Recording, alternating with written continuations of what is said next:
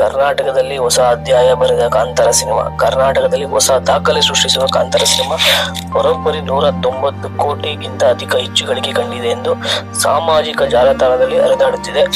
ಇಡೀ ದೇಶಾದ್ಯಂತ ಎಲ್ಲಾ ಭಾಷೆಯಲ್ಲೂ ಸೇರಿ 700 ಕೋಟಿಗಿಂತ ಅಧಿಕ ಹೆಚ್ಚು ಗಳಿಕೆ ಕಂಡಿದೆ ಎಂದು ಹೊಂಬಾಳೆ ಸಂಸ್ಥೆಯು ತನ್ನ ಇನ್ಸ್ಟಾ ಹಾಗೂ ಯೂಟ್ಯೂಬ್ ಖಾತೆಯಲ್ಲಿ ಹಂಚಿಕೊಂಡಿದೆ.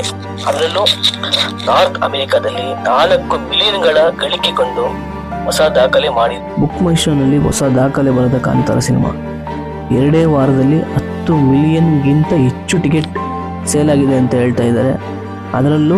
ಅದರಲ್ಲೂ ಅಮಿತಾಬ್ ಬಚ್ಚನ್ ಸರ್ ನಡೆಸಿಕೊಡುತ್ತಿರುವ ಕರೋಡ್ಪತಿ ಪ್ರೋಗ್ರಾಮಲ್ಲಿ ನಮ್ಮ ರಿಷಬ್ ಶೆಟ್ಟಿ ಅವರು ಮಿಂಚುತ್ತಿದ್ದಾರೆ.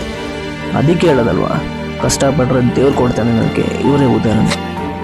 ಇವಾಗ ನಾವೆಲ್ಲರೂ ಮಾತಾಡ್ತೀವಿ, ಅವ್ರು ಕಾರ್ ತಗೊಂಡ್ರು, ಇದು ತಗೊಂಡ್ರು, ಅದು ತಗೊಂಡ್ರು, ಅಷ್ಟು ಕೋಟಿ ಮಾಡಿದ್ರು, ಇಷ್ಟು ಕೋಟಿ ಮಾಡಿದ್ರು ಅಂತ.